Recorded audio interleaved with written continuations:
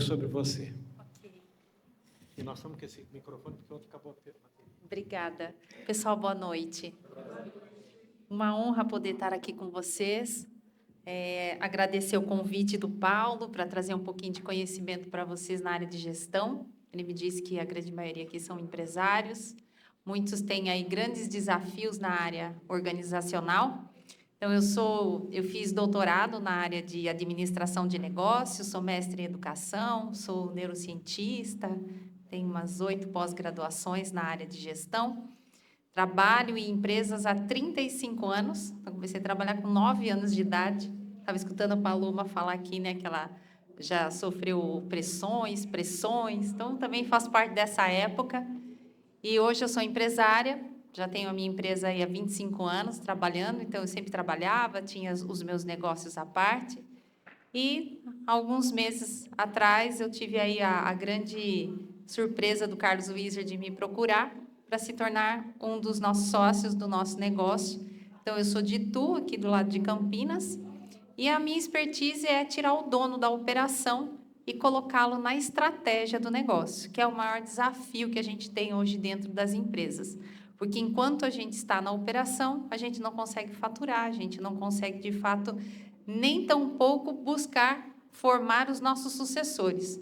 Então, o que mais a gente tem, principalmente em empresas familiares, são herdeiros, mas não tem sucessores. Então, hoje, inclusive, um dos nossos objetivos dentro da empresa é ajudar o empresário a fazer isso. Então, eu vou, se quiser colocar, também, se não, posso... Bom, se quiser abrir, pode abrir, posso ir tocando aqui. Eu escrevi um livro recentemente, foi em fevereiro, na verdade, do ano passado, chamado Os 8 Pilares da Liderança de Cristo. E nesse livro, eu fui fazer um diálogo sobre quais foram os critérios que Jesus utilizou para contratar os apóstolos. Porque ele não foi escolhendo qualquer um de qualquer jeito. Então, tem uma metodologia por trás de toda essa sequência. Aí, esse livro eu lancei em fevereiro do ano passado e, por minha surpresa, ele está entre os 10 mais vendidos no país desde o ano passado. Aí, quando foi essa semana, saiu a 2ª edição dele, já revista e com o selo lá de best-seller. E aí já sai também essa nova versão com o prefácio do Carlos Wizard, mas ainda a gente não recebeu. Mas já saiu essa semana. E é um livro que eu faço esse diálogo entre a administração de negócios, a teologia e a própria neurociência. Quando eu fui fazer meu doutorado, eu fui estudar o que se passava de fato na mentalidade de um profissional de altíssimo desempenho, seja ele um empresário, seja ele um colaborador, e muitas coisas importantes eu encontrei nesse processo da pesquisa. E uma delas que mais me chamou a atenção era as pessoas que têm uma conexão maior com Deus, com algo superior, são pessoas que têm mais sucesso na vida. Então, isso hoje é validado pela ciência. E aí, quando o Paulo falou, Érica, traz um pouco para a gente conversar a respeito de toda essa metodologia e desses desafios. Então, eu quero que vocês enxerguem aqui como um bate-papo, perguntem a hora que vocês quiserem, questionem a hora que vocês quiserem, mas eu quero começar essa palestra porque, como eu quero deixar, na verdade, desenvolver o conteúdo em cima da demanda de vocês, qual é o maior desafio que vocês têm dentro da empresa hoje? Mão de obra. Buscar a mão de obra, reter a mão de obra, desenvolver a mão de obra. Os três, né? Então, vamos lá. Vamos começar a aula aqui, então. Espera aí, eu vou colocar aqui. Pode colocar aí. Ó, Adriana. Deixa eu sair para você. Ah, joia. Obrigada. Vou colocar aqui.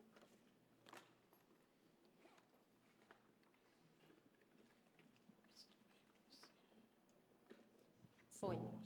Excelente. Então, vamos lá. Você passa para mim aqui, Adri? Então, aqui só está um pouquinho do meu currículo para vocês, como eu já comentei. Então, quando eu fui fazer o doutorado, como eu estava falando para vocês, eu fui estudar o que passava na mente de um profissional de altíssimo desempenho. Então, eu precisei estudar toda a parte neurológica de um profissional, toda a parte voltada para a psicologia, mas eu não sou da área de psicologia, eu sou da área de TI, eu venho da área de tecnologia. E eu acho que isso foi uma das coisas, eu tenho certeza que é uma das coisas que me ajuda demais e acelera muito os meus resultados, porque quando eu fiz a minha faculdade, a minha primeira graduação, eu fiz o bacharelado em análise de sistemas, mas a minha grade curricular era a mesma da engenharia da computação.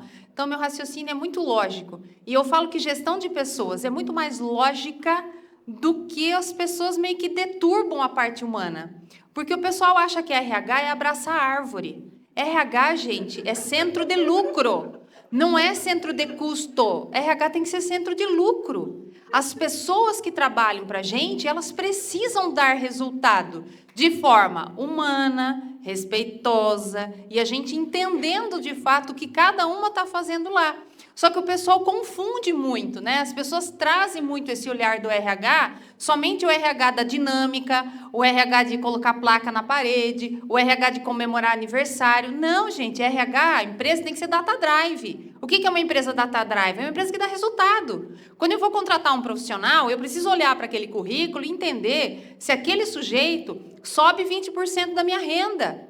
Então, hoje, misturou tudo, fizeram um pacote dentro do RH que não tem nada a ver. Então, quando eu fui fazer a minha parte aí de gestão de pessoas, eu acho que isso foi uma das coisas... Presta o passador para mim. Uma das coisas que me ajudou demais nesse meu olhar mais racional para as coisas. Aí, como eu falei para vocês, eu tenho 35 anos de experiência na área, mas eu sou professora universitária há 20 anos.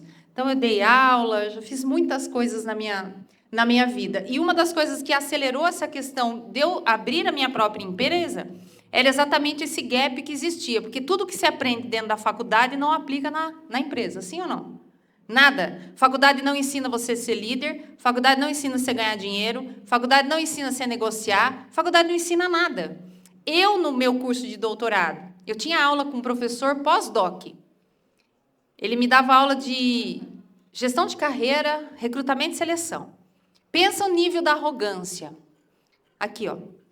Aqui em cima. Eu nunca vi um povo mais arrogante na minha vida do que dentro de um centro de pesquisa.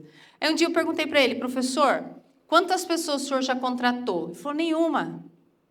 Então, também não funciona você só ter uma pessoa com um currículo acadêmico extenso se não tem prática.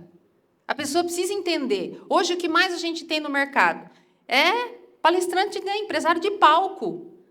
Cantar, dançar, pular, gritar, não adianta nada. Segunda-feira, se você não tiver método, você não vende. Então, a gente vai muito meio que na contramão do negócio. Né? Não adianta você passar o dia... Vocês já viram cursos assim? Não falem, só pisquem. Grita, pula, e não sei o quê, anda em cima da fogueira, passa em cima do caco de vidro, quebra a placa. Aí chega na segunda-feira, não sabe contratar, não sabe demitir, não sabe gerenciar uma carreira, não sabe conectar um PDI, não sabe desenhar uma visão de empresa, não sabe a diferença de visão, missão, valores, cultura, propósito, mas o importante é que você passou em cima do caco de vidro e sai com a placa lá. Já viram isso? Só pisca, né? Não leva a gente para muito local. Serve como motivação? Serve como motivação? Serve. Não estou dizendo que não serve como motivação, mas não é isso que vai fazer a sua empresa performar. Gestão é outra coisa, gente. Gestão é outro negócio. Gestão é você saber fazer. Gestão é você saber desenhar aquilo que precisa ser feito dentro da empresa. Então, hoje, contrata-se muitas pessoas. Essa semana mesmo, eu atendi uma pessoa que foi contratada para desenvolver o PDI, que é o Plano de Desenvolvimento Individual de um Profissional. Foi contratado para isso. Aí ela me ligou, Érica, eu estou com essa demanda, fui contratada, estou precisando de ajuda. Ok, eu estou entrando na área agora da consultoria. Perfeito, então vamos entender.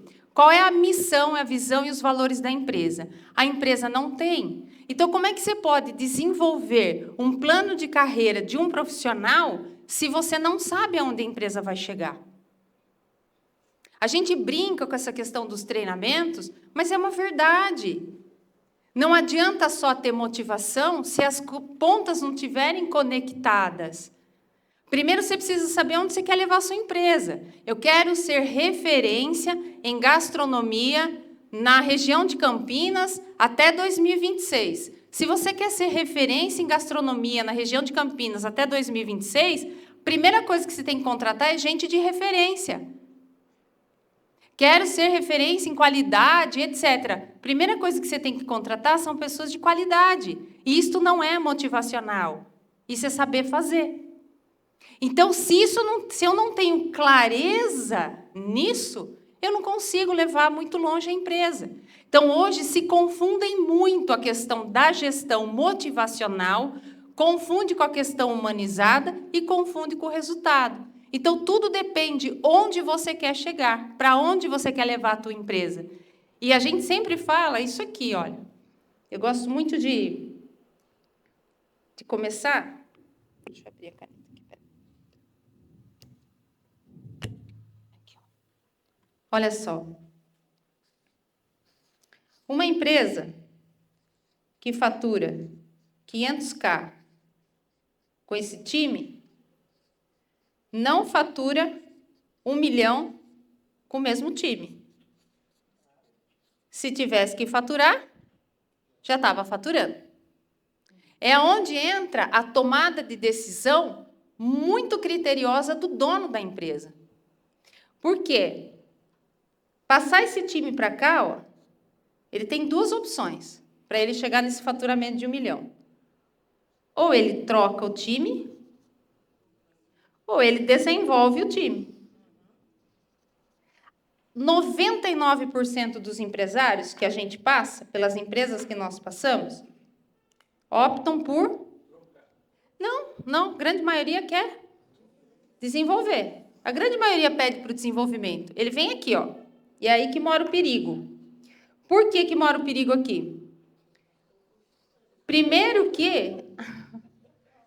vocês gostaram do negócio do fogo, né?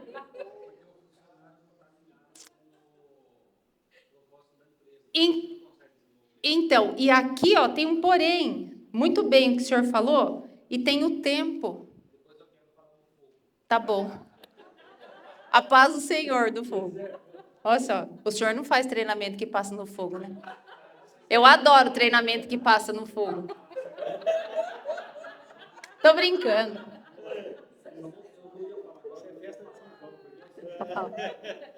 Uma das empresas nossas faz exatamente o Life Leader Training, que é design nas bravas. Eu conheço. Tem nada a ver o Life, o próprio nome diz é vida. É sim? Vida pessoal. Sim. É outra história. Você falou, na minha visão, é organizacional. Outra coisa. Eu acabei de entregar um artigo para o BID, para o Banco Interamericano. Não existe CNPJ sem CPF. Exatamente isso. Você não passar por um Life ou por qualquer outro treinamento de alto impacto emocional, Sim. todos não vão entender, porque você só aprende por repetição ou por alto impacto emocional. Sim. Então, no fim de semana, você pode sim transformar uma vida pisando na praça. Sim. E pisando. Ou subindo na escada, como você quiser. Então, aí o que eu quero dizer é, a parte organizacional, que falou muito bem, é Outra história. não tem nada a ver, as pessoas misturam. Tudo. Vai no Life para resolver a organização. Isso, aí não vai funcionar. E aí, como que você chama? Gustavo. E aí, o que a pessoa faz? Acha que lá vai resolver esse problema aqui. Não vai. Trazer a sua empresa para R$1 milhão aqui, olha, primeira coisa que eu preciso saber é o tempo. A pergunta é essa, em quanto tempo você quer faturar 1 milhão? 2 meses? Então, não dá para você desenvolver o time. Você vai ter que trocar o time. Se eu não fizer essa conexão, estou jogando dinheiro fora. Eu jogo dinheiro fora. Pode quebrar a empresa. E assim, agora falando realmente, enquanto neurocientista agora, não é todo mundo que está preparado para passar por um treinamento desse. Eu fui gerente de hotel, muitos anos. No hotel que eu trabalhava, a gente tem muita amizade com os hotéis da região, né? Então, tinha amigas que eram gerentes de outros hotéis. Então, o hotel que eu trabalhava foi feito uma única vez esse treinamento desse porte, né? No hotel, e nunca mais o dono do hotel, na época, autorizou. Por quê? Porque nós tivemos uma pessoa que estava participando desse treinamento e que sofria de esquizofrenia. E aí desencadeou um quadro absurdamente grave e não tinha ninguém do time que desse conta daquilo. É perigoso, isso não é para qualquer um. Não sei se nós temos médicos aqui, mas isso não é para qualquer um. Eu trabalhei numa universidade, que era o Colégio Objetivo, e a gente ia para Alphaville fazer treinamento lá. E um dia nós fomos, eu era menina ainda, nós fomos fazer treinamento lá, e uma senhora foi conosco cadeirante. E no treinamento, no meio do treinamento, o palestrante quis fazer um exercício de hipnose lá na palestra. É aquela hipnose, né? Vou te levando lá para trás, imagina isso, aquilo, papapá. Resumo da história. Essa mulher que estava com a gente teve uma crise lá absurda. Nós que tínhamos ido de ônibus, viemos embora com o ônibus e ficou a minha coordenadora lá. Ela tinha sofrido um acidente, ela tinha perdido um filho. Então, foi mexer em pontos da pessoa que depois não dá conta do que vai mexer. Agora, eu estou falando enquanto neurocientista. Porque para eu mexer aí dentro da sua cabecinha, nem vou dar aula de neurociência aqui agora, para eu mexer aí dentro, eu tenho que dar conta depois. E neste hotel que eu trabalhava, eu assisti esse treinamento, muitos dos que acompanhavam são chamados de anjos, muitas vezes ali. Mas eu preciso ter condições profissionais para dar conta do que vai acontecer. Então, isso assim, a gente já passou por N experiências. Depois, consultoria numa outra empresa. Também tive uma pessoa que era líder de um departamento. Os pais eram separados. A menina tinha sofrido abuso na infância. Foi participar do treinamento, não deu certo, teve sérios problemas emocionais, pediu a conta da empresa. Outro caso, a moça fazia doutorado comigo, a irmã executiva do Banco Itaú foi fazer um treinamento desse, a menina não sabia, desencadeou lá um quadro de esquizofrenia. Eu terminei o doutorado, a moça ainda estava internada numa clínica psiquiátrica. Então, a gente precisa ter muito cuidado, porque não é todo mundo que está pronto para que mexa dentro do seu subconsciente, até porque tem coisa que nem é para a gente mexer lá dentro, né? Eu preciso dar conta disso. O que a gente não pode é fazer essa mistura aqui. Essa mistura eu não posso fazer. Isso aqui é profissional. Então, nós contratamos as pessoas para quê? Todo mundo sabe, é para dar resultado. Para dar resultado, é para isso que a gente contrata. Né? O que for de diferente disso é hipocrisia. A empresa existe para quê? Para dar lucro. Senão é uma ONG. Senão, eu atendo uma empresa aqui em Dayatuba, que o dono da empresa, quando me contratou, eu, tantos anos em consultoria, foi a única empresa que eu cheguei que o dono falou para mim, Érica, na minha empresa eu não quero trabalhar com questão de lucro. O foco nosso aqui é família. Eu quero que você trabalhe isso. Família. Eu fiquei 1 ano trabalhando dentro da empresa onde o tema era família. Foi a única empresa da face da terra que eu passei e que o dono pediu isso para mim. O resto é lucro. Lucro, lucro, lucro, lucro, lucro. 100% a questão da lucratividade. Mas quando a gente fala de empresa, né, e olhando para esse cenário, deixa eu passar. Esse aqui que é o livro que eu falei para vocês. Ó. A gente fica em Itu, trouxe aqui um pouquinho para vocês conhecerem. O 3º andar desse prédio aqui é nosso. Aqui um pouquinho da nossa sede. Então, a gente faz o quê? A gente tira o dono da operação, colocando ele na estratégia através de algumas soluções. Mas a gente tem um ecossistema grande que a gente atende muitas empresas. Hoje, o conteúdo nosso já extrapolou aí o Brasil, graças a Deus. Aqui foi quando o Carlos foi lá no meu escritório me fazer o convite. Então, a partir de agora, a gente tem o Carlos aí dentro da consultoria com a gente. E tudo começa no processo de recrutamento e seleção. Contratou errado, acabou. Contratou errado, acabou. Contratação errada é demissão. Aliás, demissão também é ferramenta de gestão. Então, tudo começa ali. Só que o primeiro pilar da contratação é algo que muitas vezes o empresário desconhece e o RH nem tem. É a famosa descrição do cargo. Até o dono precisa ter a descrição de cargos. Se você não tem a sua descrição de cargos bem feitinha, você desce para a operação toda hora. Você tem que ter, no máximo, 4 ou 5 itens na sua descrição de cargos. Mais do que isso, tem alguma coisa errada na gestão. Está grudadinho o papel aqui. Aqui, ó, virou. Acho que nem precisa aqui, ó. Isso, obrigada, viu? Olha só, quando a gente fala da descrição do cargo,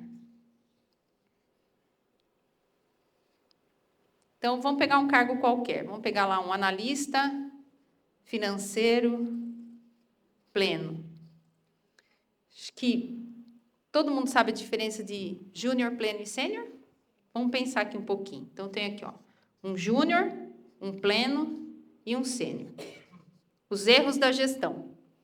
O júnior só tem a capacidade de auxiliar. Um funcionário pleno tem a capacidade de auxiliar, planejar e analisar. Um funcionário sênior tem a capacidade de auxiliar, planejar, analisar e decidir. O que acontece hoje no mercado? O dono quer contratar o júnior para fazer o serviço do sênior, fala para ele que está dando uma oportunidade e o cara não consegue. Por quê? Porque isso aqui é uma questão, não é uma questão técnica, é emocional. Ele não tem mentalidade para estar aqui. Precisa de um tempo de maturação para chegar até aqui. Não é habilidade técnica, é habilidade emocional. Então, se eu não entender isso aqui, contratei errado.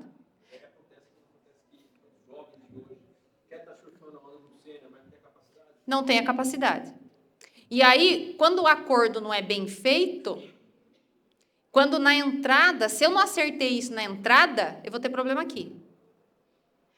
Aí, quando a gente fala ainda do júnior, né? Então, eu peguei aqui um analista pleno. Então, uma descrição de cargos. Aqui estão as atividades do cargo, que é diferente de tarefa. Atividade é tudo aquilo que leva mais de 30 minutos para fazer. Menos de 30 é tarefa. Aqui estão as atividades do cargo. Aí tem que ter escolaridade. Aí também é outra coisa que hoje a gente vê muito no mercado, porque conseguiram colocar na cabeça dos jovens que não precisa estudar. Falaram isso, não precisa estudar, o importante é saber fazer. Só que quanto menor é a escolaridade do teu colaborador, menos vale a sua empresa. Porque lá no DRE da empresa já sai o cálculo do capital intelectual do teu negócio. Então, quanto mais funcionários sem formação acadêmica você tem, menor é o valor da tua empresa. E as pessoas acabam não entendendo isso. Aqui nessa descrição de cargos, ele vai ter as experiências que precisa, talvez, para trabalhar nesse cargo, as titulações, e aqui terão as habilidades do cargo. Aí começa o jogo da gestão. Essas habilidades aqui, elas não são habilidades soltas, que eu chego aqui e falo, ele tem que ser proativo, ele tem que saber trabalhar em equipe, ele tem que ter um perfil de liderança. Não. Para você identificar isso aqui, você precisa ter uma ferramenta de performance. Se você não tiver uma ferramenta de performance para você poder avaliar ele, como é que você pode definir as habilidades que você quer que ele tenha? Então, se eu não tenho isso aqui estruturado, eu contrato errado. Aí eu contrato por indicação. Eu contrato porque alguém falou que o cara era bom. Eu contrato por faculdade, que eu já vi gente contratando isso. Eu só quero contratar funcionários que foram formados. Não, gente, esquece isso. Então, o primeiro pilar ali é a descrição do cargo. Se não tem descrição de cargos, eu não consigo nem publicar a vaga, nem dar certo a publicação da vaga. Depois que eu desenhei a descrição do cargo, eu entro no segundo pilar, que também a maioria das empresas não tem, que é a especificidade comportamental da vaga, que não tem absolutamente nada a ver com perfil comportamental. Dominante, influente, não tem nada a ver com isso. O que é a especificidade comportamental da vaga? Olha só, vamos entender isso aqui. Especificidade comportamental é aquilo que é decidido, que é definido em cima da visão do negócio, missão, valores e cultura. Se a empresa não tem isso aqui definido, como é que você encontra a persona ideal para trabalhar para você? Então, tem ferramenta que faz isso aqui. Então, novamente, não é motivação, é perfil, fit cultural. Visão, onde a empresa quer chegar? Missão, como essa empresa vai chegar lá? Valores, lista de itens inegociáveis. E cultura, qual que é a cultura do teu negócio? Só que isso aqui tem que estar conectado com o quê? Lá com a sua meta do 1 milhão. Então, para você encontrar definir quem é o profissional que vai trabalhar aqui, você precisa saber qual é a tua meta. Porque se a sua meta é aumentar a lucratividade do negócio, você vai ter que ter 70% do seu quadro de colaboradores com uma cultura mais agressiva, de ir para cima, de querer crescer. Por isso que a cada momento em que você muda a visão do negócio, muda o perfil comportamental do teu funcionário. Por isso que nem sempre é saudável você ter na tua empresa gente que está lá há 20 anos. 30 anos, 15 anos, 10 anos. Por isso que a rotatividade, ela é saudável. Não esse turnover de entra e sai o tempo todo. Mas isso tem que estar conectado com a tua meta. Então, à medida em que você vai alterando a meta do teu negócio, vai mudando o perfil da pessoa para trabalhar para você. Fazendo sentido para vocês, gente? É isto que faz uma empresa se tornar autogerenciável. Para você sair da operação e ir para a estratégia. Você tem que ter funcionários autogerenciáveis a ponto deles entenderem essa dinâmica aqui e acompanhar a visão do negócio. Então, muitas vezes, até a promoção, a gente faz totalmente errada. Como que a gente promove pessoas? Né? E o dono perde muito dinheiro aqui. Aquela hora eu expliquei para vocês aqui a questão do júnior, do pleno e do sênior. Então, olha o erro que a gente comete na promoção. O júnior é capaz de fazer isso aqui, essas tarefas. O pleno já consegue fazer mais. O sênior já consegue fazer muito mais. Então, eu tenho um júnior que performa muito bem, dá muito resultado para mim. Hoje ele ganha 1.200. Aí eu tenho aqui um pleno que já está ganhando 2.600. Qual é o erro que a gente faz? A gente pega esse fulaninho que está ganhando muito bem, ele está fazendo muito bem, atende muito bem, eu pego e promovo ele para cá. Já estou perdendo dinheiro. Por que eu estou perdendo dinheiro aqui? Porque eu estou passando uma pessoa daqui para cá que tem a capacidade de fazer essa entrega para mim, ganhando muito mais. Então, o que eu tenho que fazer? Primeira coisa, eu tenho que conversar com esse colaborador. Mas, para isso, eu tenho que ter muita clareza de onde eu quero chegar com a minha empresa. A promoção tem que ter clareza. Você está promovendo ele por quê? Porque ele trabalha muito bem, mas é obrigação trabalhar muito bem. E aí que eu preciso ver se eu não estou nivelando por baixo ou por cima. Qual é a média dos colaboradores que estão trabalhando para a gente hoje? Então, aí que entra a parte da negociação do negócio. Qual é essa negociação? A negociação é chamar esse profissional, dizer para ele que estamos satisfeitos com o trabalho dele, se ele gostaria de ser promovido. Se ele gostaria de ser promovido, eu tenho que dizer para ele, então eu preciso treinar você. E é neste intervalo de tempo aqui, olha, que eu vou treinar esse profissional para a hora que ele estiver já performando, então acontece a promoção. Para ele entrar no jogo jogando e não entrar no jogo treinando. Porque o treino tem que ser feito neste intervalo e não aqui. Fazendo sentido para vocês? Quem aqui já ouviu aquela expressão de dizer assim, a minha folha de pagamento está inchada? Já ouviram isso? Tem muita gente trabalhando aqui e eu vejo isso muito nas empresas.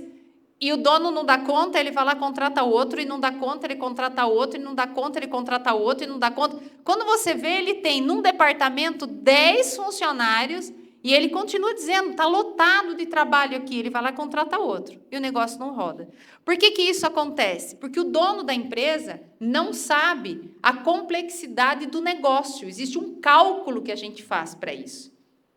Então, por exemplo, um hospital tem complexidade baixa, média ou alta? Alta. E o McDonald's? Baixa, média ou alta? Vamos falar aqui, ó.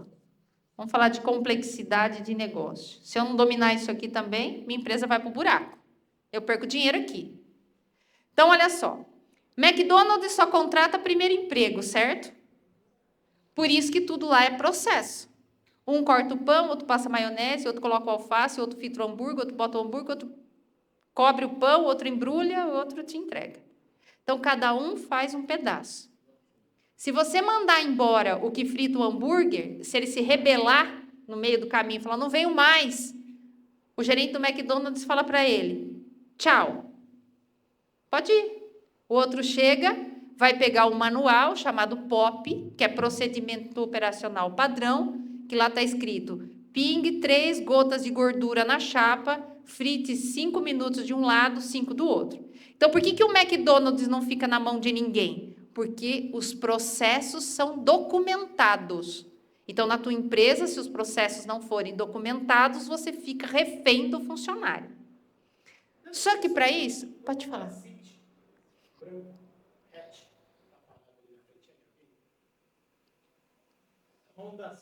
Honda City branco? Não? Não. Imagina. Então, olha só. Voltando aqui com a complexidade do negócio. Então, complexidade baixa, vamos chamar o McDonald's de uma complexidade baixa. Não estou levando aqui em consideração, porque é ramo alimentício, que se comer, a pessoa morre. Não estou levando nesse sentido, tá? Estou falando de processo. Complexidade baixa. Complexidade média, complexidade alta. Vamos pegar o hospital, complexidade alta. Uma empresa de complexidade alta, 70% do quadro de colaboradores dela tem que ser ocupado por sênior e pleno. 30% do quadro tem que ser ocupado por júnior. Se o teu organograma tiver diferente disso, você está deixando dinheiro na mesa. Uma empresa de complexidade média, 70% do organograma dela tem que ser pleno e sênior. 30% do organograma tem que ser júnior. Se você não estiver operando dessa forma, você está perdendo dinheiro. Complexidade baixa. 70% do seu organograma tem que ser júnior. Olha o McDonald's aqui. 30% tem que ser pleno e sênior, que é o gerente, o diretor, quem está cuidando da loja. Então, é aqui que a gente vai avaliar se, de fato, a minha empresa está dando lucro ou prejuízo, se o meu organograma está inchado ou não. Então, quando eu escuto, muitas vezes, assim, porque essa geração não quer saber de nada, porque essa geração é isso, porque essa geração é aquilo, porque isso, porque aquilo. Então, mas o seu organograma está correto? Você está contratando certo? Porque, às vezes, a tua empresa é complexidade alta e você está indo atrás da molecada para pagar barato. Não vai funcionar. Existem ramos de negócio que não funciona com profissional barato. É com profissional caro, porque faz parte do ramo do negócio. Então, não dá para fazer, não é motivacional. Não é dar oportunidade. Não é só chamar para feedback. Ele tem que saber fazer. Pensa no hospital. Eu contrato um cardiologista, é para contratar um cardiologista, mas aí eu contrato um técnico de enfermagem e boto ele no curso de motivação. Não vai adiantar, não precisa fazer. É isso que eu tenho que entender dentro da empresa. Não vai saber fazer. Se a sua complexidade é alta, você tem que ter gente que saiba fazer. Não tem segredo. Se eu sair fora desse parâmetro aqui, olha, ou eu estou perdendo dinheiro, o meu cliente está insatisfeito, não funciona. Não roda. Então, quando a gente olha ali aquela questão da especificidade comportamental, tudo isso aqui, olha, tem que estar dentro desse organograma. Se não tiver, não vai rodar. Fazendo sentido para vocês? Sim? Isso aqui a gente dá uma aula de gestão inteira. Ó. Isso aqui é um processo de recrutamento e seleção. Análise de perfil. Aí entra perfil comportamental, outra história. Então, eu acho que alguém estava falando de perfil. Você, né? Vamos pegar aqui os perfis. Então, eu tenho lá o famoso dominante, que é o líder, o influente, né, que é o comunicador, o estável emocionalmente, também conhecido como planejador, e o analítico.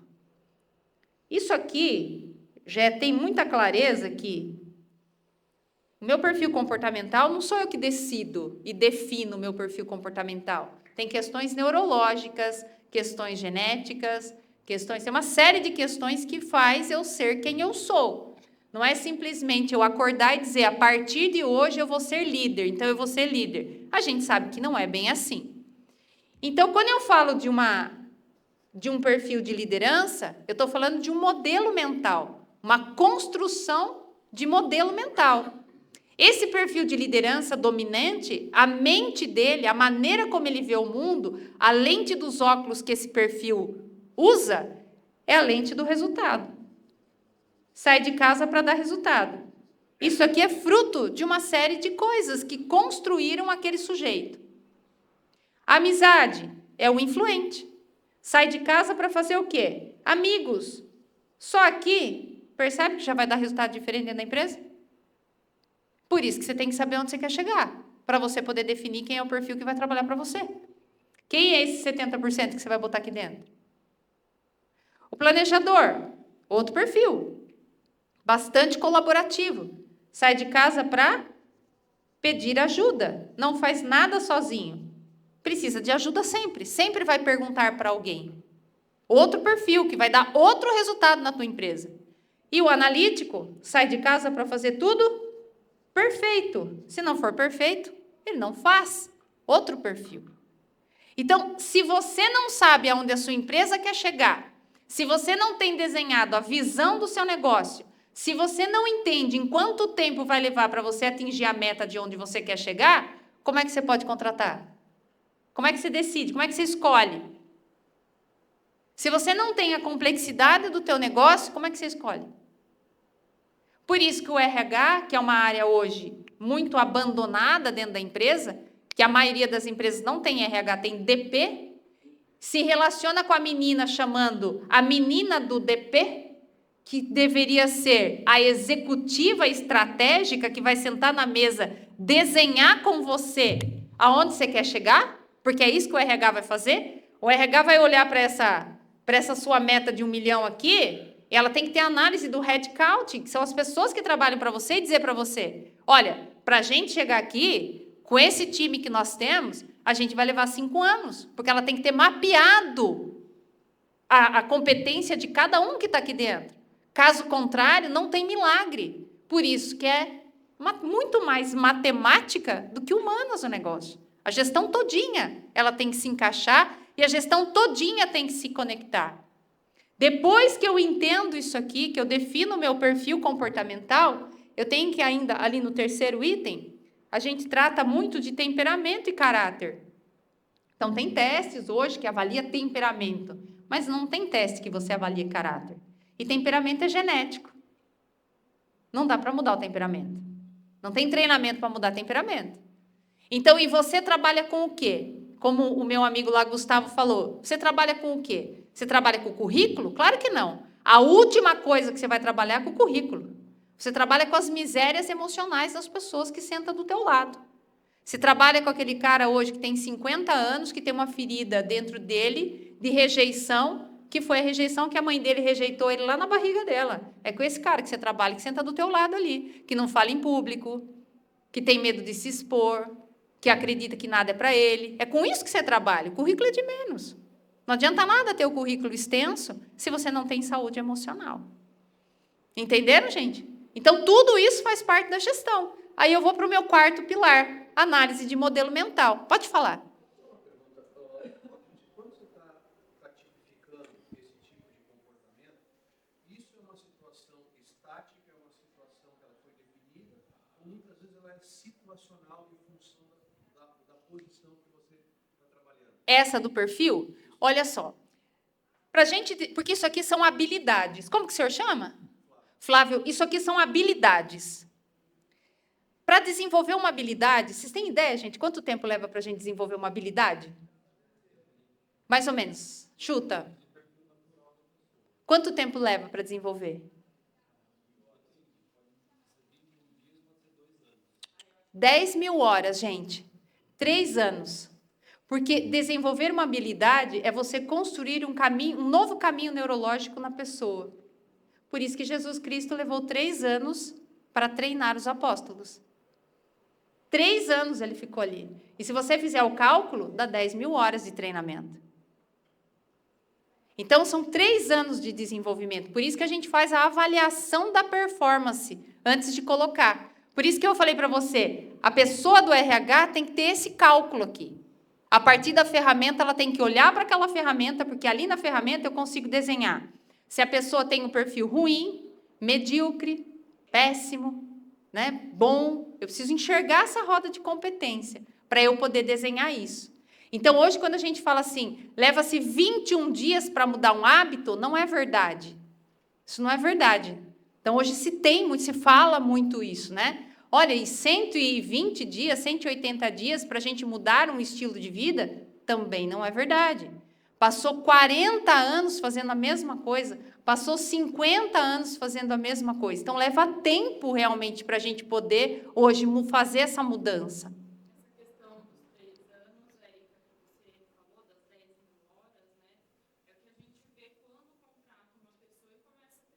Exatamente.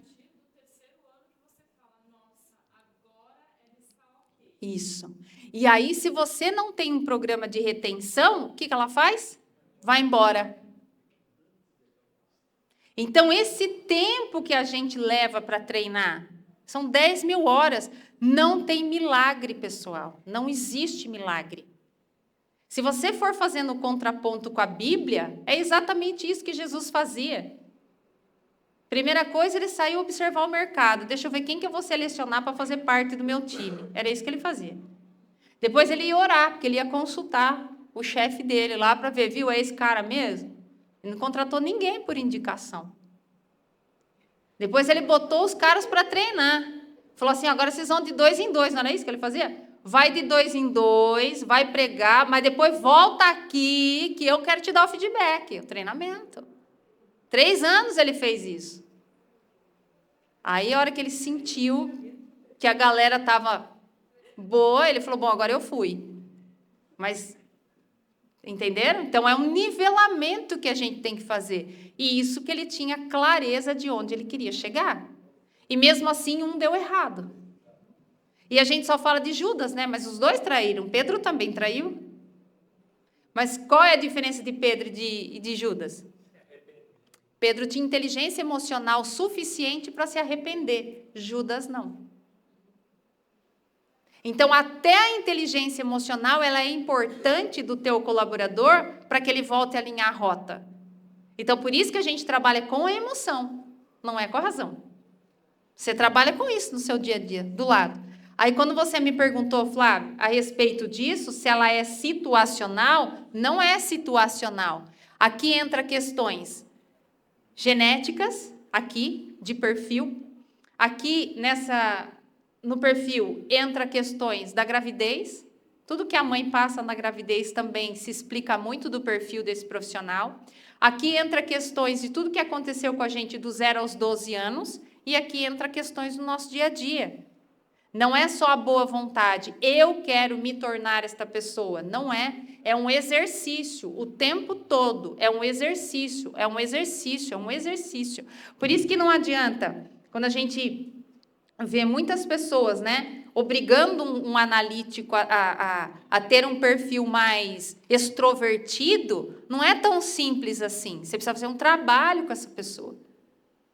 Né? E aqui a gente consegue classificar N formas desse perfil.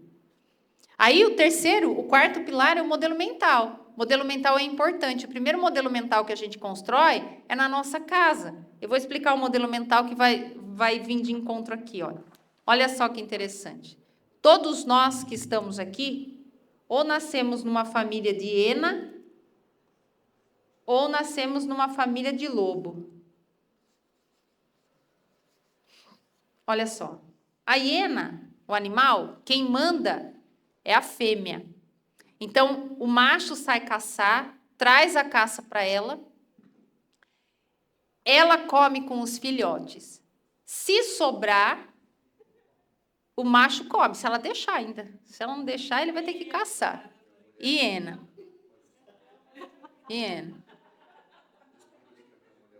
Ah lá, olha isso aqui. Só dá hiena aqui, né?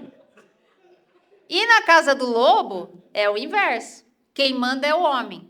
Aqui o lobo, ele sai caçar, primeiro ele come. Se sobrar, ele deixa para a loba. Ela não come, ela primeiro vai alimentar o filhote. Depois a coitada, se sobrar para a coitada, daí ela vai comer. Então, olha só que interessante. Na casa da hiena, quem manda é a mãe. Na casa do lobo, quem manda é o pai. Essa mãe hiena, quando ela tem uma filha mulher, a menina nasce hiena igualzinha a ela. Nessa casa aqui, se ela é casada, o pai é 100% passivo. Ele trabalha e dá todo o dinheiro para a mãe. Ele chega em casa e ele fala assim para ela, mulher, não tinha uma parede aqui na sala? Ela fala, tinha, mandei derrubar. Aí ele fala assim, mas a geladeira não era vermelha? Ela fala, eu mandei envelopar. Então, ele não tem voz ativa de nada, ele não é participante do negócio. Ela que manda. Ela que define o dinheiro, o que vai fazer com o dinheiro. Ela troca o gás, ela troca a lâmpada, ela faz tudo. O cara não manda aqui. E quando ela tem um filho, nesse modelo de família, o menino é um príncipe, igual o pai. Esse menino aqui, olha, ele almoça, larga o prato em cima da mesa. Ele não tira o prato de cima da mesa. Agora a menina faz tudo. Esta menina aqui, ela aparece lá no meu escritório com 16 anos pedindo emprego. Ela aparece lá com o currículo embaixo do braço. Esse rapaz aqui, ele aparece no meu escritório com 36 anos junto com a mãe, pedindo estágio. Esse aqui. Faz sentido para vocês? Vocês já começaram a enxergar as pessoas, né?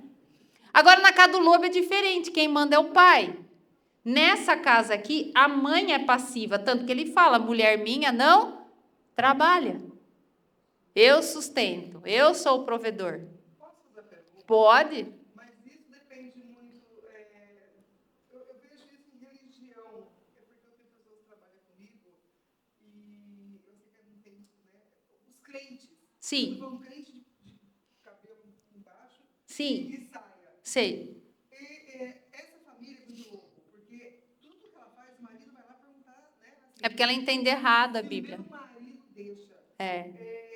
Enquanto você vê em outras, não, realmente a mulher. É a mulher que manda. Isso também em países, em estados. Cultura. aqui, Cultura. tudo. Cultural. E a cultura... Interfere Muito. E a cultura... Muito. Porque a cultura define o meu modelo mental. Vai definir meu modelo mental. Pra você ter noção. Gente, vocês sabiam que eu fiz um trabalho no doutorado? Nessa casa aqui, o pai que manda. A mãe não manda nada aqui. Nessa casa aqui, ele tem um filho, é macho alfa igual ele, 12 anos. O menino dirige trator. A menina desta família é uma princesa.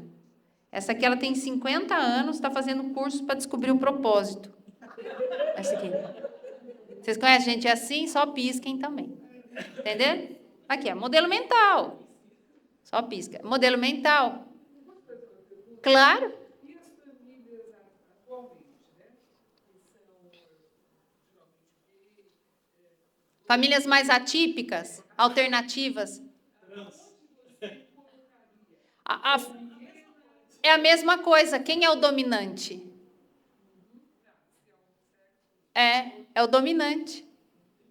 Sempre vai ter o dominante ali. Entendeu? Pode falar, Gustavo. Então, é bem difícil. Então, é difícil. Deixa eu só acabar de explicar aqui, depois eu vou pegar uma compartilhada para vocês verem. Tá? Agora, entenderam isso aqui? Ó, funciona mais ou menos assim. Olha só. Agora, imagina aqui, ó, família compartilhada, Gustavo. Imagina a filha do lobo, da hiena, casada com o filho do lobo. O que vai acontecer?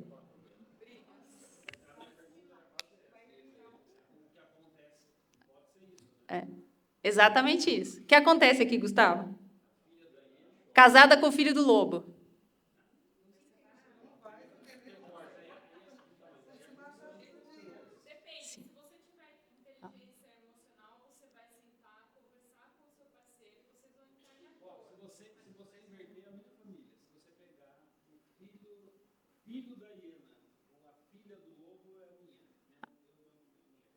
Vou chegar nela aqui, ó. Já vou chegar aqui, ó. Essa família aqui, quando a filha da hiena casa com o filho do lobo, se eles não têm maturidade, como a minha amiga ali falou, é divórcio. Se tem maturidade, eles ficam milionários em menos de 25 anos. Porque esses dois, eles não foram educados, eles foram treinados. Esse aqui, ó. Você entendeu? Mas o que falta, na maioria das vezes? Maturidade. Ah lá. Maturidade. Ah lá. Ah lá. Né? Agora, vamos pegar outra aqui, ó. Imagina aqui agora, Gustavo, ó, esse ser de luz casada com esse ser de luz aqui. O que vai acontecer? O que vai acontecer aqui? Esse aqui, Gustavo, esse aqui é o casal que mora no fundo da casa da mãe. Esse aqui é o que casa e não sai da casa dos pais. Esse é o que vai dar problema no inventário. Esse aqui, ó. Por quê? Porque os filhos mais velhos casam e vão saindo. Geralmente o mais novo fica na casa. E fica com a desculpa de que está olhando os pais, mas na verdade não é. Quem olha, na verdade, é os pais que olham os netos, que são os filhos deles. Aí os pais ficam velhos, eles continuam morando na casa, os pais falecem, e aí eles são briga com os irmãos, porque eles querem a casa. Porque eles dizem que eles cuidaram dos pais. Faz sentido? Ó, a família aqui, ó, esses dois aqui que se competem, ela fala para ele assim, bem, agora que a gente casou, né, ela fala para ele, agora que a gente casou, não tem mais essa história de jogar futebol no sábado. Ele fala para ela assim, você pensa que eu sou o tonto do seu pai? Começa a briga aqui. Ele fala para ela assim, agora que a gente casou, não tem mais a história de você sair com as amigas. Ela fala assim, você pensa que eu sou a tonta da sua mãe. Então, aqui começa a briga. Nesses dois aqui, ó, o diálogo é diferente. Esse aqui, ela fala para ele assim, bem, queimou a luz do banheiro. Ele fala assim, deixa do corredor. Por quê? Porque na casa dela, quem troca a lâmpada? É o pai. E na casa dele, quem troca a lâmpada? É a mãe. Então, ele espera dela, ela espera dele. Esse é o modelo aqui. Fazendo sentido? Então, esse aqui é modelo mental. Isso aqui é neurociência, explicando de uma forma mais lúdica. Tá? Agora, esses dois aqui com maturidade, então é muito difícil. Porque esses dois aqui, eles têm 50 anos, mas a idade mental é de adolescente. Quando falta dinheiro, eles não se viram, eles vão buscar com o pai e com a mãe. E o pai e a mãe dão o dinheiro para eles. Então, eles não aprenderam a crescer, eles não cresceram. Então, eles sempre vão ser pedra de tropeço dentro da casa. Se não sobrar para os pais, sobra para o irmão. São geralmente pessoas que não param em emprego nenhum. Começa a trabalhar e para, não vai para frente, deve para todo mundo. Você pode olhar o modelo, presta atenção para vocês verem. Agora, imagine esse aqui, ó, o modelo que o Gustavo falou. A filha da hiena casa com o filho da hiena. O que vai acontecer aqui? Ela sustenta ele pro resto da vida. Ela sustenta ele. Ela, quando vai casar, essa menina aqui, ela trabalha, compra as coisas do casamento com o dinheirinho dela. Ele é a mãe que paga. Por isso que mães de filhos homens, se não se tratarem, porque quem tem que tratar é a mãe, cria isso aqui. Esse aqui. Porque a mãe já começa errada, ela já começa a chamar ele de príncipe. Ele não é príncipe, não tem castelo. Então já cria uma cultura dentro da cabeça da criança que não existe. A mesma coisa acontece aqui. Essa menina aqui, ó, com 4 anos, ela vai na escola, ela nem corre, porque princesa não sua. Então ela não corre na escolinha, porque ela é uma princesa. 10 anos, a mãe leva ela no cabeleireiro, ela faz mecha no cabelo, faz o pé, a mão, a unha, com 10 anos. Com 15 anos, a mãe vende a casa para pagar a festa de debutante, porque princesa tem que ter festa de debutante. Com 18 anos, ela conhece o príncipe, leva um pé na bunda e descobre que ele é um sapo. Aí ela entra em depressão. E a responsabilidade disso é de quem? Do pai e da mãe. Do pai e da mãe. Então, a maneira como criaram a gente diz muito sobre quem a gente é. Então, na hora que você vai fazer a entrevista com o candidato, se você descobre o modelo mental da família, você já sabe quem você está botando dentro da empresa. Quando você está entrevistando uma menina aqui, ó, aqui pode ser a menina ou o menino da hiena, tá? Quando você pergunta para ela assim, ou para ele, fala, e aí, como é que é lá na tua casa? Tua mãe trabalha, teu pai trabalha? Conta para mim. Aí ele fala assim, meu pai abandonou minha mãe. Somos eu e mais 3 irmãos e minha mãe criou a gente sozinha. Pode contratar, tudo líder, tudo mentalidade de lobo, pode botar para dentro, essa molecada se vira. Você está entendendo? Érica, é uma regra 100%? Claro que não, né? Você está lidando com gente. Mas isso te dá um grande avanço na hora da contratação. Então, eu preciso saber da vida da pessoa? Claro que precisa, porque você precisa saber onde você quer levar a sua empresa. Onde você quer levar a sua empresa? Entenderam, gente? Modelo mental ali, ó. Quarto pilar. Quinto pilar. Você precisa aprender a analisar a resposta. Quando a gente fala de contratar pessoas, é uma conversa. Não é um programa de frente com a Gabi. Quantos anos você tem? Qual o seu nome? Tem gente que vai com a lista, assim, né? 10 perguntas, né? Não, gente, é uma conversa. E na conversa, você aprende a analisar a resposta. A gente tem uma disciplina que a gente cursa no doutorado chamada análise de discurso, que é você ouvir o que a pessoa não fala, né? Ler o que ela não escreve. Então, por exemplo, uma pessoa de alta performance, que tem alto desempenho, ela responde para você muito mais usando verbos do passado. Por quê? Porque ela sempre tem histórias para contar sobre ela. Ela tem sempre experiências para contar. Então, você já sabe que você está falando com alguém que tem um desempenho maior. Pessoas de desempenho baixo respondem sempre com verbos no presente ou no futuro. Tanto que ela diz para você. Você fala, você tem um curso de Excel avançado? Ela fala, eu não tenho, mas se você me der uma chance, eu posso ter. Se você me der a chance, eu vou fazer. Ela joga tudo para frente. Então, isso que a gente aprende na analisar as respostas. A pessoa de alto desempenho, ela se coloca na resposta. Então, ela traz a responsabilidade para ela. O de baixo desempenho terceiriza. Eu saí de lá porque puxaram meu tapete, saí de lá porque o chefe me traiu, saí de lá porque o chefe fez isso, saí de lá porque a menina, saí de lá. Ela sempre vai terceirizar as respostas. Então, eu preciso aprender a analisar essas respostas. E uma empresa de alto desempenho, ela tem um manual de contratação dela própria. Porque você tem que ter as perguntas de itens inegociáveis. O que é inegociável para você na sua empresa?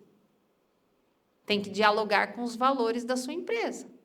Por exemplo, na minha empresa, o que é inegociável na minha empresa? Mentira.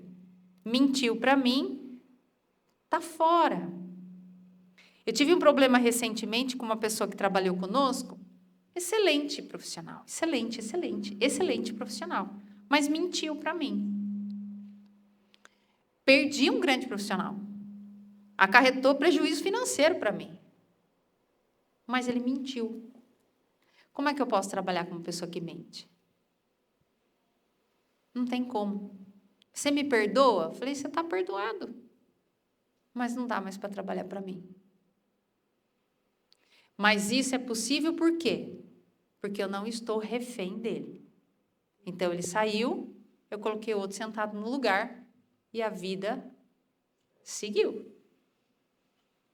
Então, quando a gente fala daquele item ali, ó, de analisar as respostas e do manual de contratação, tem que andar junto.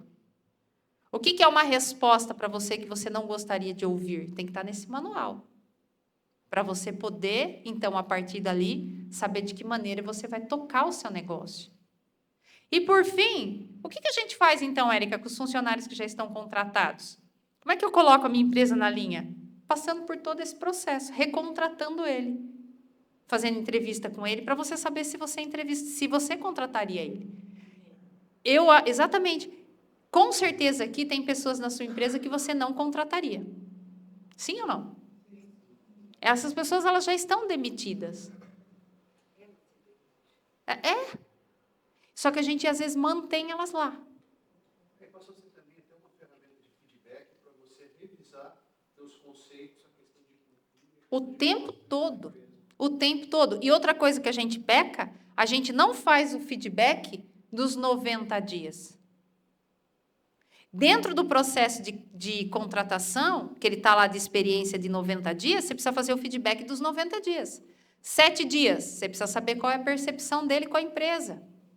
14 dias, você precisa saber qual é a percepção dele com o líder. Porque às vezes o cara está 14 dias dentro da empresa e o líder nem falou com ele. 21 dias, você precisa saber da percepção dele com o time. Porque às vezes ele é melhor que o time exclui ele. 30 dias, você precisa saber da percepção dele sobre as tarefas. Estão treinando ele? Quem está treinando? Porque a pior coisa que você pode fazer é colocar ele para ser treinado por alguém que você quer mandar embora. Ele vai poluir quem está chegando. Com 30 dias você faz isso. Com 45 dias você vai dar a primeira apertadinha nele, para ver se ele aguenta a pressão. Você vai apontar alguma coisa que está errado nele. Com 60 dias você vai chamar ele para conversar de novo. Você vai novamente criticar, alinhar com ele o que precisa ser alinhado. Aí, com 75 dias, você vai novamente ali criticar, alinhar, conversar com ele novamente. E com 90 dias, você decide se ele fica ou se ele sai. Agora, tem empresa que a pessoa começa para trabalhar, não avisa nem o departamento, o cara chega na recepção, é extremamente constrangido, a menina que está atendendo na recepção nem sabe que o cara vai trabalhar, o cara perdido, o chefe do setor chega às 10 horas da manhã, o menino chegou às 7, não sabe nem onde guarda a bolsa, ninguém nem está sabendo que a pessoa vai trabalhar lá. Quer dizer, a pessoa não fica, a pessoa vai embora. A primeira impressão é a que fica. Então, a pergunta é, o que faz as pessoas quererem trabalhar para vocês? Quando a gente fala assim, está difícil, né? Eu escuto isso todo dia do empresário. Érica, está muito difícil. As pessoas, eu não consigo trazer pessoas para a minha empresa. Mas o que a sua empresa tem de diferente, de atrativo, que faria com que a pessoa saia lá do teu concorrente para trabalhar para você? Por que as pessoas sairiam de onde elas estão trabalhando e vão trabalhar para você? E iriam trabalhar para você? O que você tem de diferente? Qual é a transformação que você causa na vida delas? Porque você tem que transformar a vida dessas pessoas. É por isso que elas ficam. Gente, na liderança, existem 5 estágios. Estágio número 1, as pessoas seguem você porque elas têm medo de você. Estágio número 2, as pessoas seguem você porque elas precisam de você. Estágio número 3, as pessoas seguem você pelo que você faz pela empresa. Estágio número 4, as pessoas seguem você pelo que você faz por elas. E estágio número 5, as pessoas seguem você por aquilo que você as inspira. A pergunta é simples. Exatamente. Por que as pessoas trabalham para você? O teu funcionário quer ter a vida que você tem? O teu funcionário quer ter a vida que o teu líder tem? Por que a gente convida as pessoas para vir para a igreja e as pessoas não vêm? Porque a pessoa não vê Cristo em nós. Porque a pessoa não quer ter a tua vida. Por isso que ela não vem para a igreja, quando você convida ela para vir para a igreja. Ela não vê Cristo em você. Eu trabalhei 10 anos no colégio salesiano. Minha formação é salesiana. O meu mestrado é salesiano. Eu trabalhei lá, trabalhei no Dom Bosco, trabalhei na universidade, no centro de pesquisa. Eu tinha um padre Furtado, falecido já. O padre falava assim para a gente. Eu dava aula de matemática lá no salesiano. E o padre falava assim para nós. Vá para a classe, ensine matemática, professora Érica, e pregue Jesus. Se precisar, a senhora usa as palavras. Então, a pergunta é essa. Enquanto você precisar falar lá dentro da tua empresa que aquele fulano é o líder, ele não é líder. Eu não preciso dizer que sou. São as minhas atitudes que diz quem eu sou. E essa é a pergunta que você tem que fazer para o teu time de liderança. O teu time de liderança te representa? As pessoas que trabalham com você querem ter aquele líder? Porque eu também vejo um monte de líder destruindo a equipe. Aí eu falo para o dono, por que você mantém essa pessoa aqui? Ele fala para mim, é porque ele vende muito. Se eu tirar ele daqui, ele deixa de vender. O dono é pior do que o cara. Então, as pessoas não vão querer trabalhar para você. Na minha época, quando eu comecei a trabalhar, a gente era humilhado pelo gestor. Mudou. Então, ou você aprende a lidar com essa geração, ou tem que fechar a empresa. É o que tem para hoje. Então, o que eu posso fazer para ter essas pessoas do meu lado? O que eu posso fazer para reter essas pessoas a trabalhar comigo? Eu trabalho, gente, a gente tem um time gigante lá de marketing que faz toda a estrutura nossa da rede social. O meu mais velho lá tem 22 anos. Semana passada ele comprou uma Porsche. Mandou para mim uma fotinho, um monte de carinha chorando, escreveu embaixo, a senhora tem parte nisso tudo. Comprou um Porsche, 22 anos. Só que eu ligo para ele, domingo, ele fala comigo. De madrugada, ele fala comigo. De noite, ele fala comigo. Então, quando você consegue interagir com eles, vocês têm os melhores colaboradores para você trabalhar. Agora, não adianta achar que vai ter uma gestão com essa molecada de hoje com a cabeça lá de trás. Não vai. Mudou. Mudou a gestão, mudou o processo, mudou a maneira de tratar, mudou tudo. E a pergunta tem que ser: o que faria eu trabalhar para você? Certo, gente? Fez sentido? Perguntem tudo que vocês quiserem. E os 8 pilares? Os 8 pilares da liderança. Os 8 pilares aqui. E o último é a demissão. São os 8 pilares. Então, Jesus, ele passa por todos esses pilares aqui, ó. Deixa eu mostrar uma coisa para vocês aqui. Deixa eu mostrar um contraponto aqui, peraí. Deixa eu pular aqui para vocês não ficarem entediados com os slides. Aqui, tá aqui já. Estava aqui.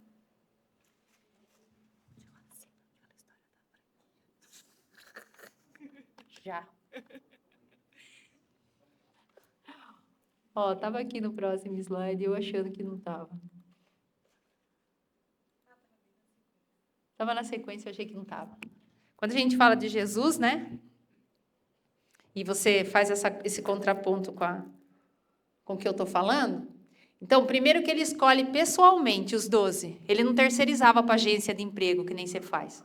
Ele foi lá, pessoalmente. Não tinha Red Hunt naquela época. Pessoalmente. Investiu a maior parte da energia dele escolhendo os 12. Essa foi a primeira coisa que ele fez. E ele foi prestar atenção na maturidade dos profissionais que ele queria botar no time dele. Porque você tem os 4 dentro da tua empresa. Você tem o bebê, você tem a criança, você tem o adolescente e você tem o adulto. Funcionário bebê, você tem que cuidar. O que o bebê faz? Chora o tempo todo. Aí você vai lá, dá de mamar para o bebê, troca o bebê chora, você volta lá.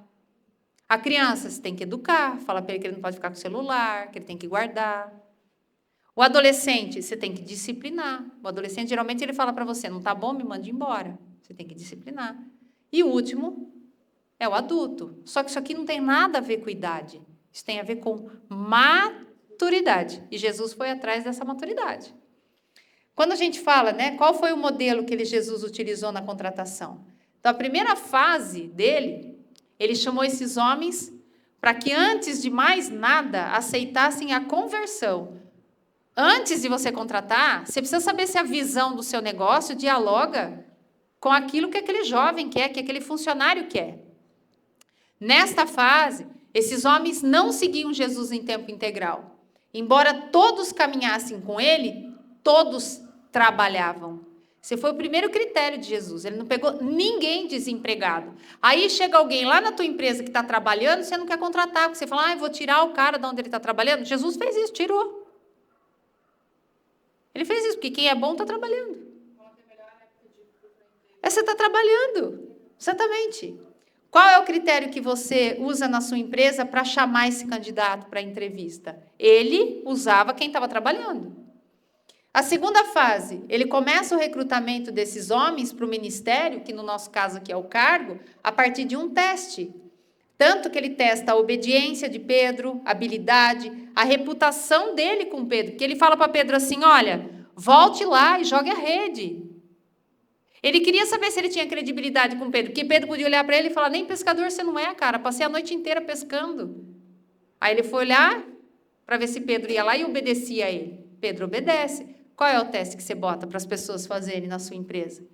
Né? Seu funcionário tem competência, habilidade para assumir o cargo? Porque boa vontade não adianta. Não performa. O esforçado, gente, ele é excelente, mas não dá resultado. O esforçado tenta, não existe a palavra tentar. Eu vou tentar fazer. Não, ou você faz ou você não faz. A terceira fase, a contratação desses homens para o apostolado, que no caso era a função deles, é aqui que Jesus chama para uma entrevista particular. Antes disso, Jesus se retirou ao monte a fim de orar. Com certeza estava buscando sabedoria para escolher os melhores para o time. Qual é a tua performance na escolha? Qual que é o teu critério? Quais as fontes que você busca para contratar candidato? Quando a gente vai contratar líder, a gente não liga no RH que o cara passou. A gente vai falar com o time. Porque é o time que ele gerenciou que vai contar para mim se ele é um bom líder, não é o RH. Não adianta você perguntar nada para o RH. O RH vai dizer que ele é ótimo. Você precisa saber lá na ponta. Fase 4. Início do novo funcionário no cargo. Jesus coloca todos para fazer um estágio antes de assumir a tarefa sozinho. Tanto lá que é o que eu já falei, ele mandava de 2 em 2 para preparar, só que ele estava 24 horas do lado deles. Quem que treina seu funcionário? É a pessoa que vai sair? É você que faz a primeira entrevista com ele? É você que dita a regra para ele? É você que lê com ele o manual do colaborador? É você que lê com ele o manual de ética da sua empresa? É você que diz para ele qual é a visão, a missão e os valores do seu negócio? Ou você terceiriza isso? Você terceiriza isso, seu funcionário não vai fazer do jeito que é para ser feito. Ele não terceirizava, ele fazia. Na sua empresa, ele chega como diretor, como gerente, como é que funciona isso? Quem que prepara ele, né? Quem que treina essa pessoa? Fase 5 é o acompanhamento, o famoso feedback. Todos recebiam ordens para vir até Jesus dar satisfação para ele. Hoje eu vejo o empresário, vejo o líder que não tem tempo de dar feedback. Não tenho tempo para essas coisas. Jesus fazia isso. Jesus orientava todos, um a um. Está lá escrito nos 4 evangelhos, está lá isso. Por isso, a importância do perfil. Aí entra a questão, ele alinhava o perfil. Tanto que ele coloca, né? Uma coisa interessante que Jesus faz, né? Ele anda com os 12, era próximo de 3, mas dormia só na casa de 1. Não era todo mundo que via os milagres dele.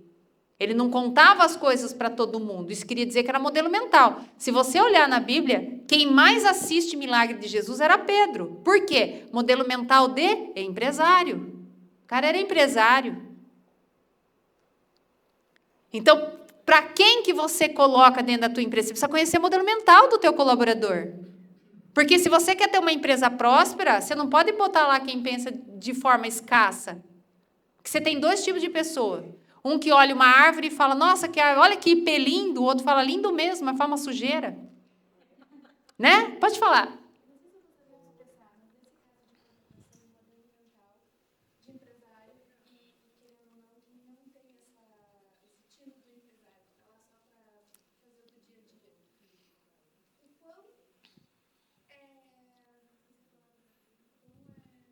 Impacta?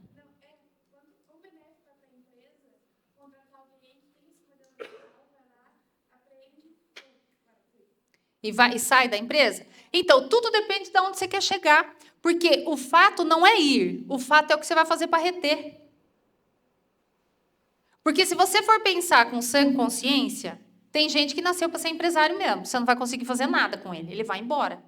E você tem que deixar ele ir. Porque o nosso papel social é colocar ele para fora da empresa melhor do que ele entrou.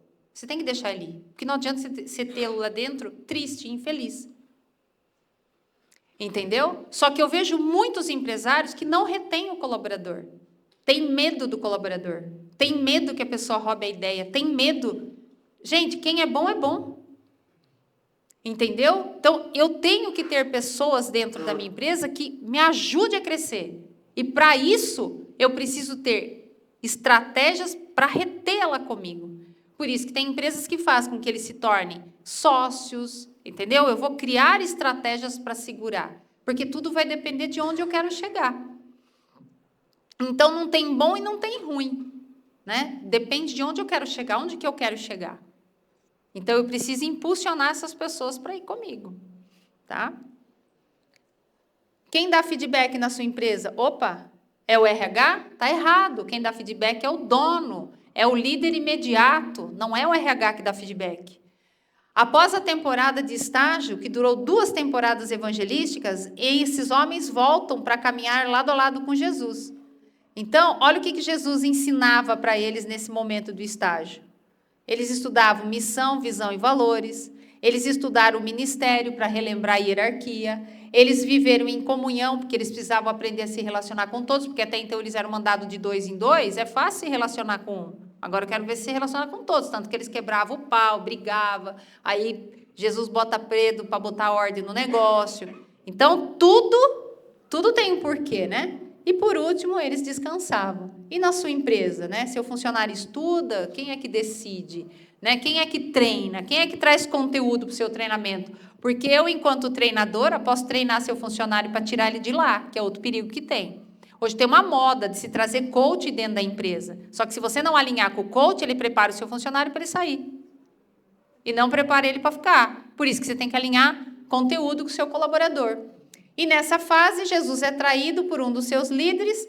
Traição faz parte da gestão. Então, nem sempre confie nas pessoas. Confie no processo.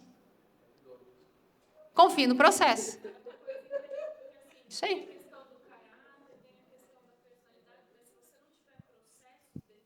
Acabou. Não adianta. Você tem que ter processo. Então, não adianta só... E hoje a moda está roubar dentro do RH, gente. Antes a moda era roubar no financeiro. Hoje se rouba dentro do RH. Eu tenho um cliente nosso, dois clientes. Uma, analista de recursos humanos, ganhando R$ 2.100. Ela construiu uma casa, um triplex. O último andar da casa é uma academia. Então, ela que pagava as notas fiscais, então ela pagava a nota do material de construção da empresa e mais para a casa dela. E o dono era a pessoa de confiança, 10 anos trabalhando com o dono. Segundo rombo, foi aqui em Campinas, a gente tem um cliente aqui. Olha o rombo do RH. Sabe aquele cartão Sodexo? Tem algumas empresas que têm o administrativo, que é um cartão, por exemplo, que eu tenho. Então, se você vai lá na minha empresa, eu quero sair almoçar com você, não vou pagar com o meu dinheiro, vou pagar com esse cartão. E esse cartão ele pode ser abastecido pelo valor que eu quiser. Aí o rapaz da Sodexo entrou em contato com o meu cliente. Falou para ele, viu? Tô achando muito estranho, porque semanalmente você está gastando 7 mil, 8 mil de cartão. Você está fazendo uma festa por semana aí. O que está acontecendo? O dono que confiava no menino do RH, porque o menino do RH de 23 anos era filho da empregada dele, que o menino nasceu dentro da casa dele, e ele quis dar uma oportunidade para o menino e botou o menino para trabalhar no RH.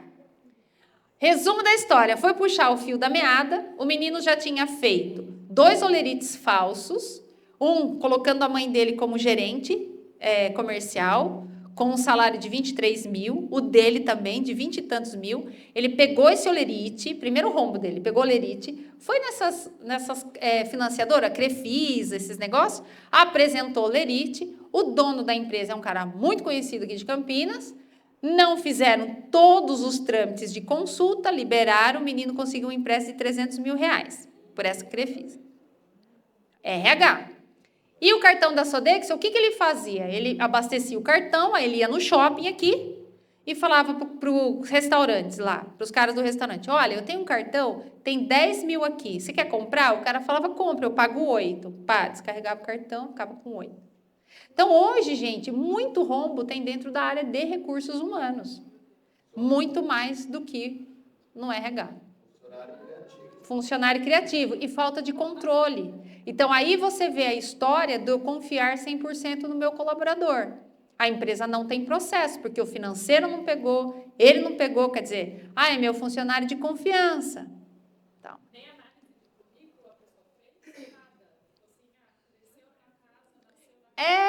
Eu vou trazer para dentro, cresceu com a gente, né? Foi criado com a família. A mãe, quando veio trabalhar na casa, veio grávida, então a criança nasceu na casa, aquela história toda e cresceu, e a mãe trabalha na casa. Uma senhora que veio de outro estado, analfabeta, então vamos cuidar, vamos dar uma chance para o menino, pagaram a escola para o menino, educaram o menino, entenderam? De confiança. Né? Dá dó, não dá? E a mãe nem sabe, gente. Não tem nem noção. Qual foi o final da história? Dele? Então, eu demiti o menino, né? Demiti o menino. A mãe, pelo que eu entendi, uma pessoa extremamente simples, analfabeta, a mãe, não sabia nem nada, mandou o menino embora. Quer dizer, como é que você recupera esse dinheiro? Não recupera, porque também não tem. Né? Mas é o quê? Eu não cumpri o processo. Porque o processo você tem que fazer entrevista, você tem que até, muitas vezes, você sair fora, num caso como esse, e deixar alguém fazer a entrevista, contratar o profissional para fazer a entrevista.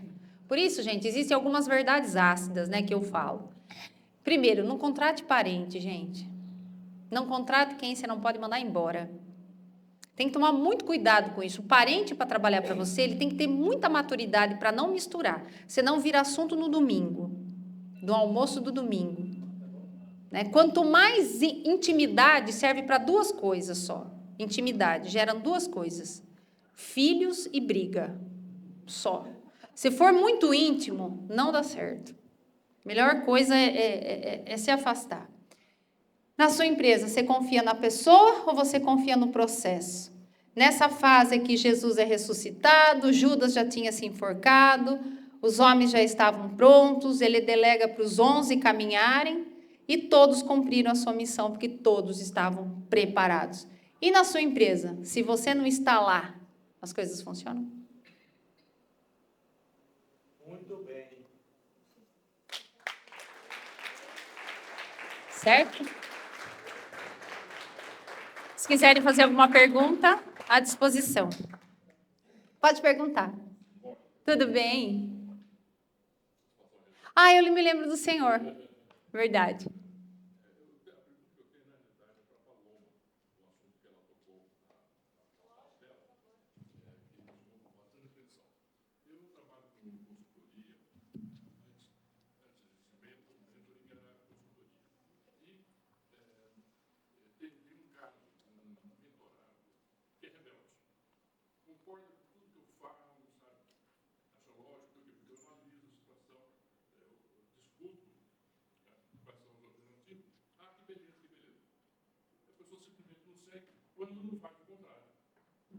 Aí não tem nada a ver com perfil comportamental, é caráter.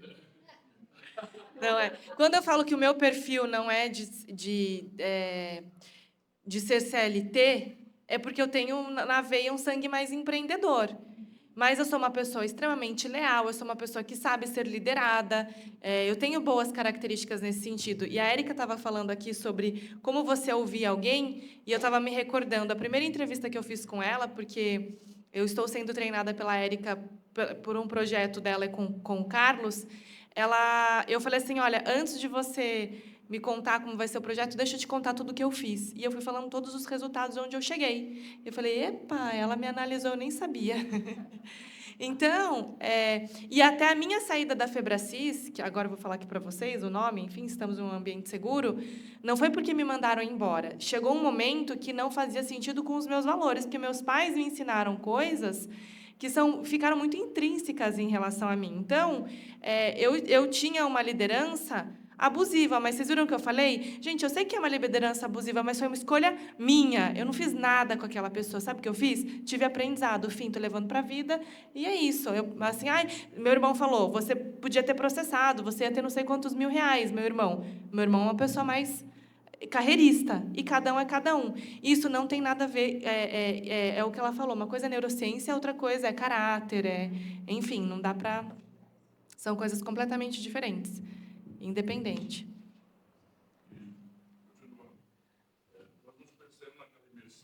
Foi mesmo. Isso.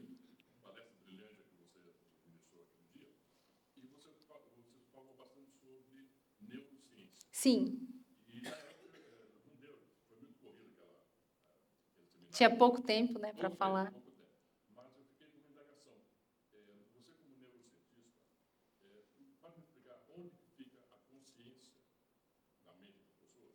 O nível de consciência? Então, depende do ponto de vista... Qual é a sua pergunta? Qual que é a dúvida?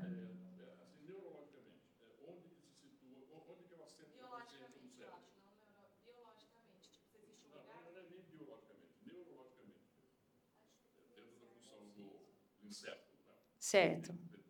Então, eu tenho lá o meu sistema límbico, que é onde controla todas as minhas emoções.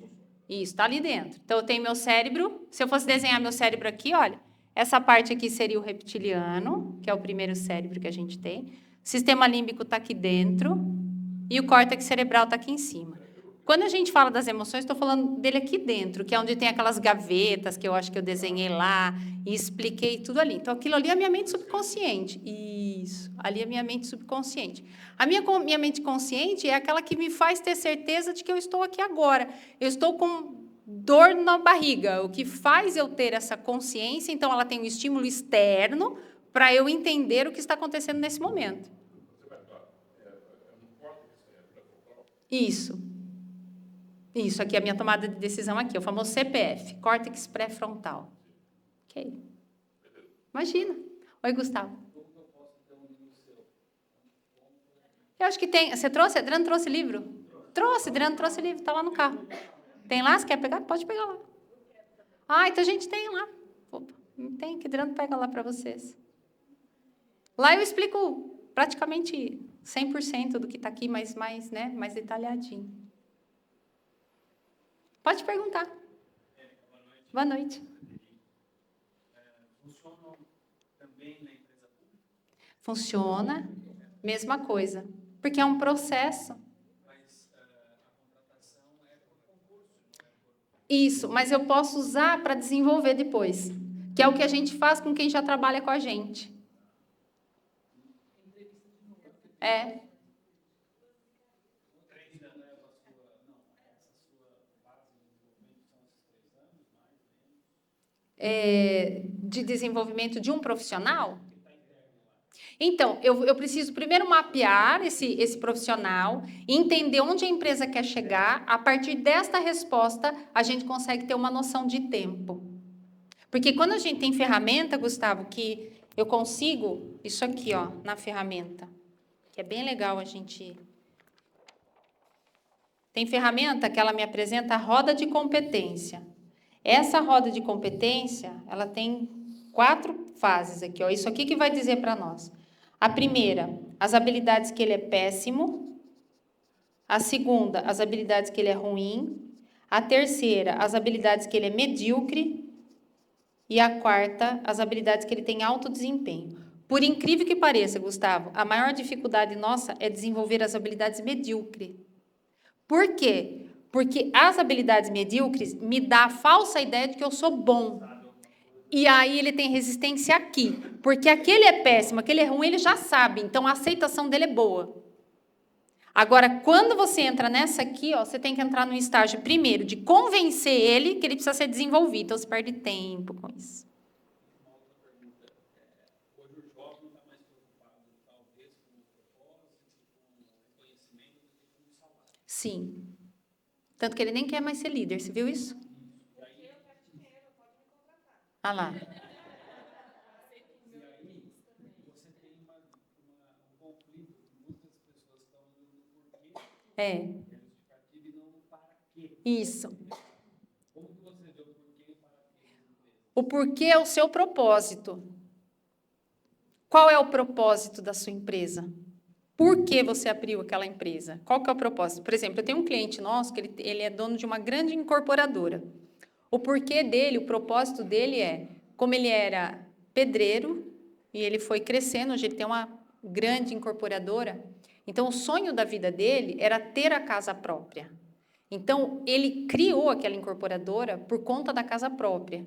Então, tem um porquê muito forte. As pessoas que trabalham com ele, todas, a maioria, o sonho daquelas pessoas é ter a casa própria. Percebe que dialoga com o sonho? Então, isso eu tenho que descobrir na entrevista. Por isso que, na hora de fazer a entrevista, o recrutador tem que estar com esse porquê muito bem esclarecido. Se você falar para mim, Érica, por que você tem a sua empresa? Qual o motivo da sua empresa? Transformar a vida do empresário, transformar a vida das pessoas. Então, se eu vou contratar alguém, eu preciso ter alguém que tenha esta vontade de transformar a vida do outro. Senão, não consegue ficar. Entendeu? Só pode uma coincidência. Claro. Quando tu falasse daquela coisa de você 3 anos para desenvolver, né, alguma habilidade, eu trabalhei 10 anos numa rede de supermercados, na época era maior do Brasil, Pão de Açúcar, e nós tínhamos, aqui eu era responsável pelo interior de São Paulo todo, e nós tínhamos uma coisa interessante que o turnover da empresa era de 34%, ou seja, em menos de 3 anos eu trocava 100% da loja. Era o exemplo inverso da retenção de valores. Porque era isso, tu pegavas um cara do zero, começava a desenvolver, você pode pensar, pô, mas qualquer um chega lá e pode botar um pacote, né? Até pode fazer isso, mas dentro de um processo que vai criar. Mas acontecia isso exatamente quando tu falou agora dessa coisa dos 3 anos para desenvolver, principalmente numa atividade que acho que poucas pessoas se dão conta, mas o cara que trabalha com carnes, você leva 2, 3 anos para aprender a cortar carne. Olha lá. Qualquer um corta lá, chega quase nos minutos, mas para você fazer com rendimento leva um tempo. E acontecia muito disso. Tu pegava e disse, não, tem profissional bastante na área. Você levava 3 anos treinava um cara, aí aparecia alguém aqui do centro de Campinas, do Cambuí, pagava 500 pila a mais pro cara. Ele, cara, vai embora. E o maquinista de trem, gente, 5 anos para desenvolver. 5 anos ele permanece como estagiário. Para depois ele poder pegar a máquina. Então, olha a retenção de talento, como tem que ser muito forte. Todas essas áreas que dependem de tempo para desenvolver, a retenção de talento tem que ser muito boa. Os benefícios, o segurar esse profissional tem que ser muito bom. Senão a gente perde rapidamente. Se perde rapidamente. Pode perguntar. Pergunta. Volta 2 páginas, por favor. Aqui? Aqui. A gente está explicando em relação ao desenvolvimento do grupo e do sênior. Certo. Foi onde surgiu as 10.000 horas de desenvolvimento. Essas 10.000 horas são de uma habilidade nova, certo? Certo. Se você chega para os júris que tem interesse em ser promovido, eles querem, tá, então vamos treinar. É as 10.000 horas também? Você precisa saber o nível de competência que ele tem. Porque, pense, não é habilidade prática, é maturidade. Às vezes, nessa função que ele vai trabalhar aqui, ele vai escutar a informação que ele não pode ficar falando para os outros. E se ele não tiver essa maturidade, ele não está pronto. Tecnicamente, ele é bom, mas ele não tem maturidade emocional para sentar ali. Exatamente. Aí você cria um problemão. Nossa, cria um problemão. É melhor não fazer isso. Entendeu? Não, mas fique à vontade. Então, eu vou ficar aqui para sempre. Eu sei que está muito bom, eu também quero continuar, mas assim, já tem gente assim, ó, lá fora pra gente. Eu até postei, 10 horas da noite a gente não quer ir embora, porque está muito maravilhoso. Então, eu vou passar o bastão para o fundador, vulgo meu pai, afinal de contas, sou Paloma Lopes Toledo Corrêa, né? E aí ele vai finalizar para vocês, combinado? Queria agradecer muito a Érica, né? Vocês gostaram, eu tenho certeza que vocês gostaram, ficou todo mundo aqui, bem atento, foi muito interessante. Vocês estão vendo que vai fazer 1 ano já que nós estamos andando firmes, né? Deus é bom e a coisa está acontecendo. Então, eu queria agradecer muito vocês, queria pedir que vocês continuem prestigiando, acompanhando. Agora nós vamos ter que fazer uma programação para o segundo semestre. No próximo dia 10 de junho, é o Carlos Wizard que vem falar aqui, que tem uma experiência muito interessante sobre empreendedorismo, né? Então, correrão muitas histórias, né? Vocês vão ouvir muitas histórias, vocês ouviram muitas histórias aqui hoje também, e nós esperamos continuar contando histórias, né? Que inspirem, que motivem, que façam todos nós crescer. E precisamos agora partir para uma segunda etapa de organizar melhor essa entidade, porque, como eu disse, a coisa está acontecendo, o trabalho é diferenciado, sim, ele é bem diferente no conteúdo, na forma, e eu creio que a gente está fazendo algo que realmente está começando a fazer a diferença. Então, é construir pontes, diálogos, aprendermos, né, e sair dessa coisa polarizada que nós estamos vivendo, né? Nós estamos vendo crise lá climática no Rio Grande do Sul, com polarização política no meio, isso ninguém merece, né? Precisamos construir pontes, todas as vidas importam, até do cavalo, né? Então, não tem que ficar discutindo, vamos andar para frente, olhar para frente, né? E continuar confiando em Deus. E agradeço muito mesmo, Érica. Quem tiver, quero convidá-la de novo para já deixar um pré-convite para, no outro momento, a gente aprofundar. Quem quiser levar os livros da Érica estão aí, e a Paloma vai sortear, se não vai nem sortear, vamos dar um brinde para todas as mulheres que estiverem presentes aqui.